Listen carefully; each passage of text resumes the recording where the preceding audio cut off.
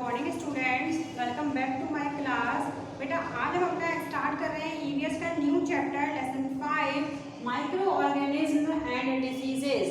तो आप देखिए माइक्रो का मीन्स होता है बेटा सूक्ष्म, ऑर्गेनिज्म आप जानते हैं जीव, एंड का मीन्स होता है और, एंड डिसीजेस होती है बीमारियां। तो सूक्ष्म जीव, माइक्रो ऑर्गेनिज्म आपके क्या हो गए सूक्ष्म जीव,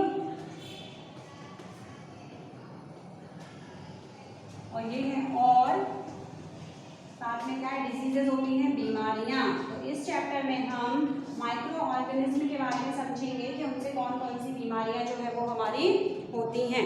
तो सबसे पहले समझिए, थोड़ा मैं आपको वर्ड मीनिंग वगैरह देख लेते हैं। तो माइक्रो मीन्स मैंने आपको बता दिया सूक्ष्म, सूक्ष्म का मीन्स होता है बेटा बहुत छोटे, जो हमको अपनी खाली आंखों से दिखाई नहीं देंगे।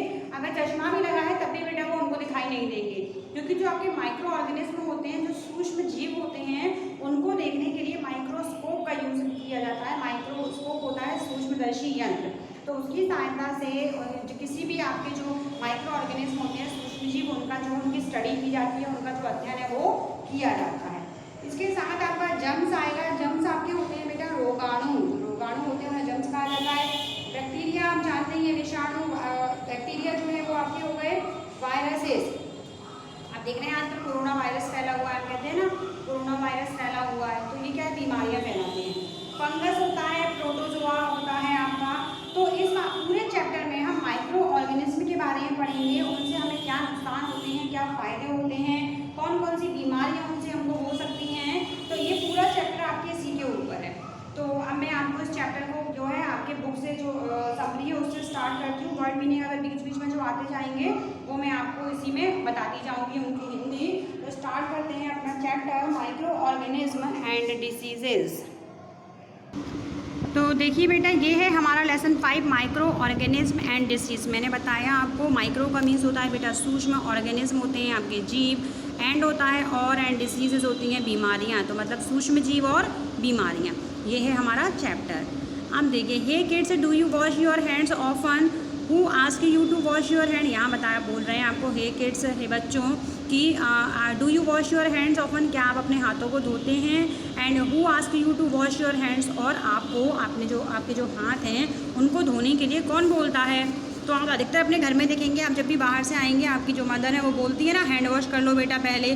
तो कभी भी बेटा हम बाहर से जब घर के अंदर एंटर होते हैं तो हमें अपने हाथ पैर मुंह को अच्छे तरीके से साबुन से जो भी हैंड वॉश है उससे क्लियर करना चाहिए। तो आजकल आप देखते हैं कि जब कोरोना फैला हुआ है यहाँ पर आपका कोविड, तो उस टाइम पर लोग कितने अलर्ट हो गए हैं। जब भी बाहर से आएंगे तो अपने हाथ पैर मुंह जरूर धोते हैं। इससे पहले क्या है हम बहुत सारे हम इतनी सावधानी बरतते ही नहीं थे, सोचते थे अरे कुछ नहीं होता है, पर ये सब ज़रूरी है क्योंकि बहुत सारे जो जर्म्स हैं वो हमारे हाथों में लगे होते हैं, जो कई तरीके की बीमारियाँ जो हैं वो हमें फैलाते हैं। तो अब चैप्टर पर आएंगे तो यहाँ आपको कहा हे किड्स, हे बच्चों do you wash your hands often, क्या आप अपने हाथों को धोते हैं बार बार। Who ask you to wash your hands, आपको कौन बोलता है हाथ धोने के लिए। How do you wash your hands, आप कैसे धोते हैं अपने हाथों को। अब कई बार क्या होता है, कुछ बच्चे क्या करेंगे, अगर उनको हैंड वॉश करने के लिए कहा जाए तो दौड़े दौड़े आएंगे, टैप के पास जाएंगे, नल के पास, बस पानी खोला, ऐसे ही थोड़ा पानी डाला और आ गए धो के, है ना। कई बार क्या करेंगे, अगर वो बाहर जाएंगे घर के जैसे और उन्होंने किसी भी कुछ भी नहीं किया है, मान लो थोड़ा सा घूमकर भी आ गए, उनसे कहा जाए हैंड वॉश करें तो कहेंगे हमने कुछ टच ही नहीं किया, हमने किसी चीज़ को टच नहीं किया था, हमने कुछ नहीं किया था। पर ऐसा नहीं है बेटा, जब भी हम बाहर जाते हैं, बाहर से घर के अंदर आएँ तो हमको हैंड वॉश साबुन से करना चाहिए या किसी भी हैंड वॉश जो आप यूज़ करते हैं उससे करना चाहिए। Whether global hand washing day is celebrated in your school any time. अब बेटा एक हैंड वॉशिंग डे भी होता है जिसका नाम है ग्लोबल हैंड वॉशिंग डे। तो आपको बोल रहे हैं कि whether global hand washing day is celebrated in your school any time, क्या कभी आपके स्कूल में जो ग्लोबल हैंड वॉशिंग डे है वो सेलिब्रेट हुआ है। मेक हैंड वॉशिंग आ हैबिट, अब क्या होता है कि हमको अपनी आदत बना लेना चाहिए हैंड वॉश करना, मतलब हाथों को धोना क्या है हमारी आदत बन जानी चाहिए। जैसे अभी कोविड के टाइम में, कोरोना के टाइम में सब अलर्ट हो गए हैं, सबको मालूम है हमको बार बार हाथ धोना है। अब बच्चे भी सीख गए हैं क्योंकि बार बार उनको बोला था हैंड वॉश करिए, हैंड वॉश करिए, तो उनको भी मालूम है कि हैंड वॉश करना क्यों ज़रूरी है। Proper hand washing can protect us from a range of diseases. अगर आप प्रॉपर तरीके से हैंड वॉशिंग करते हैं, हाथों को धोते हैं, तो इससे क्या होता है, आप कई सारी बीमारियों से आपकी सुरक्षा होती है। क्योंकि आप देखिए, अगर हम हैंड वॉश नहीं करते हैं तो उन्हीं हाथों से हम खाना खाते हैं, अपने फेस पर हम उन्हीं हाथों को लगाते हैं, तो हमको अपने हाथों को क्लियर रखना जो है ज़रूरी है। इसीलिए हमको कहा जाता है कि हैंड वॉश करें। There may be a lot of germs on our hands that causes serious diseases in our body। अब हमारी जो हाथ होते हैं उन पर बहुत सारे जर्म्स लगे होते हैं जो क्या करते हैं, कई सारी आपको सीरियस डिसीजेज, मतलब हमारी बॉडी जो है, हमारा शरीर जो है, उसको कई सारी घातक जो बीमारियां हैं वो पहुंचाते हैं। Can we see the germs, क्या आप जर्म्स को देख सकते हैं, रोगाणु जो है उनको देख सकते हैं। Why can't we see the germs, हम जो जर्म्स हैं, रोगाणु, उनको क्यों नहीं देख सकते।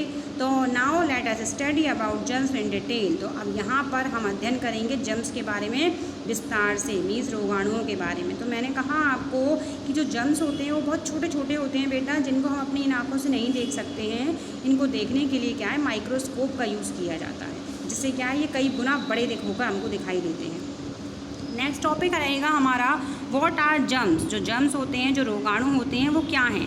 तो germs are very small living organism animals that make us ill when enter our body.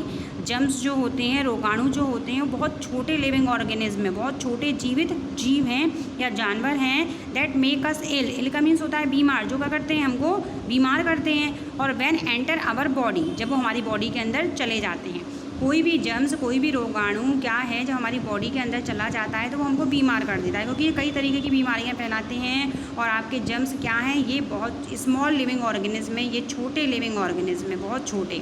Very small लिखा हुआ है, मीन्स बहुत छोटे, जिन्हें हम अपनी आँखों से नहीं देख सकते, इतने छोटे। They can't be seen with our naked eye, लिखा है कि आप इन्हें अपनी नेक्ड आई होता है, मतलब अपनी नंगी आँखों से नहीं देख सकते हैं।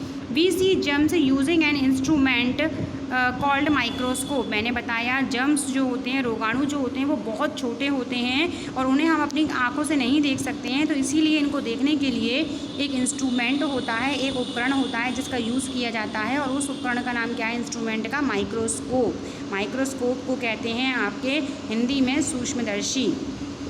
The microscope is an instrument that enlarges the tiny organs many times so that we can clearly observe them and study them।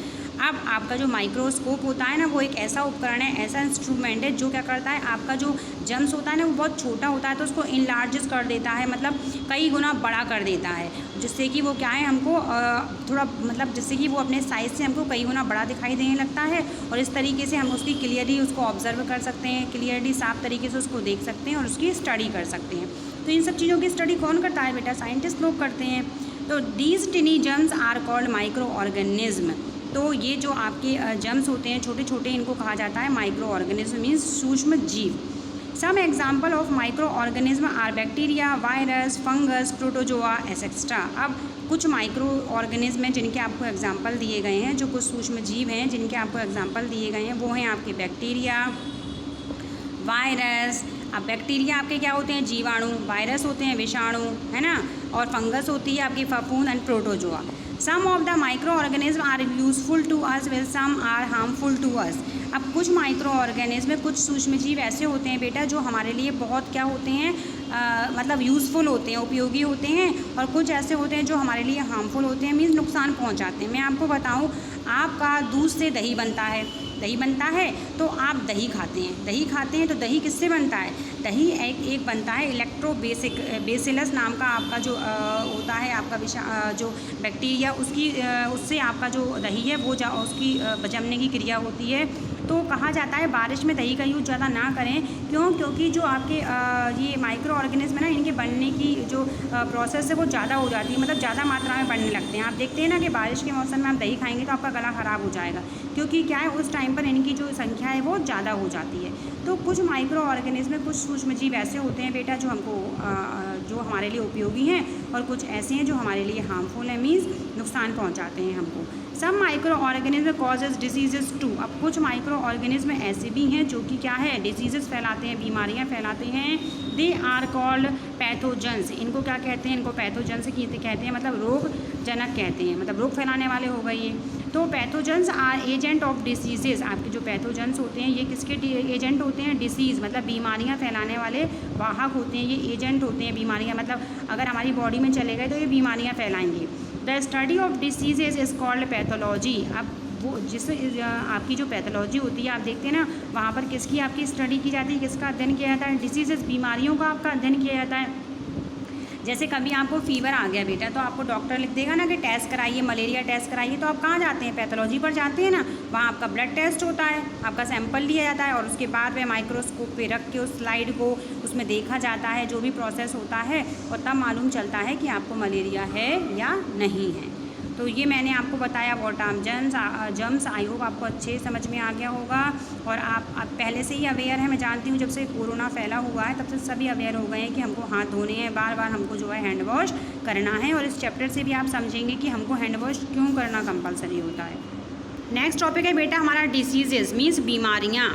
It's a state of being not well enough to function physically, mentally and socially. आप देखेंगे कई बारी क्या है, हमको अपनी बात अच्छा फील नहीं होता है। तो इस टाइम पर क्या होता है कि हमारे जो फंक्शंस है बॉडी के, वो ना तो फिजिकली रूप से, ना मेंटली रूप से, ना सोशली मतलब सामाजिक रूप से, ना दिमागी रूप से, ना आपका जो वर्क मतलब शारीरिक रूप से क्या है, ठीक से जो हमारी बॉडी फंक्शन है वो काम नहीं करते हैं, हमारा मन किसी काम में नहीं लगता है। It's the disorders of structure or function of any part of an organism, otherwise we can say that an unhealthy condition of the body or mind। तो आप देखेंगे कि इसमें क्या होता है कि हमारे बॉडी पार्ट जो हैं ठीक से वर्क नहीं करते हैं किसी भी ऑर्गेनिज्म के, और क्या होता है कि हमको अनहेल्दी सा फील होता है, मतलब हमको किसी भी चीज़ में मन नहीं लगता है, तो हमको अनहेल्दी कंडीशन लगती है अपने बॉडी की और अपने माइंड की, तो हमको लगता है कि कुछ ठीक नहीं है। Diseases can be classify into 2। आपकी जो बीमारियां हैं उनको 2 भागों में विभाजित किया गया है। फर्स्ट है बेटा आपकी कम्युनिकेबल डिसीजेज। कम्युनिकेबल डिसीजेज होती हैं आपके संचारी रोग, जो भी रोग एक व्यक्ति से दूसरे व्यक्ति को लग जाते हैं, वो कम्युनिकेबल डिसीजेज है। आप देखेंगे अगर आपके घर में किसी एक व्यक्ति को जुकाम हो रखा है ना, या खांसी हो रखी है, तो क्या होगा कि कुछ टाइम के बाद दूसरे को हो जाएगा, फिर कुछ टाइम के बाद दूसरे को हो जाएगा। तो ये कैसी डिसीज़ है, कम्युनिकेबल डिसीज़ है। सर्दी, जुकाम, ये सब कम्युनिकेबल डिसीज़ हैं। और नॉन कम्युनिकेबल डिसीज़ क्या होती हैं, असंचारी रोग, जो एक व्यक्ति से दूसरे व्यक्ति में नहीं फैलते हैं। जैसे अगर घर में किसी एक को फीवर है तो ऐसा थोड़ी ना होगा कि दूसरे को भी फीवर हो जाएगा, या मान लीजिए घर में किसी एक को डायबिटीज़ की बीमारी हो गई है, तो ऐसा थोड़ी है कि दूसरे को भी हो ही जाएगी। तो ऐसी डिसीजेज़ जो ऐसी बीमारियां जो एक व्यक्ति से दूसरे व्यक्ति तक चली जाती हैं आसानी से, वो कम्युनिकेबल डिसीजेज़ होते हैं, मीन संचारी रोग, जैसे सर्दी, जुकाम, खांसी। और नॉन कम्युनिकेबल डिसीजेज़ ऐसी बीमारियां होती हैं जो एक व्यक्ति से दूसरे व्यक्ति तक नहीं पहुंचती हैं। जैसे आपको फीवर आया है, जैसे फीवर हो गया आपका, डायबिटिक हो गई, या दूसरी और बीमारियाँ हो गई। तो बेटा आज के लिए इतना ही, मैंने आपको इतना समझाया। आई होप आपको बहुत अच्छे समझ में आया होगा। और आप चैप्टर को 2 टाइम रीड करें अच्छे तरीके से, और रीड करने के बाद फिर आप और देखेंगे वीडियो, तो आपको बहुत अच्छे समझ में आएगा।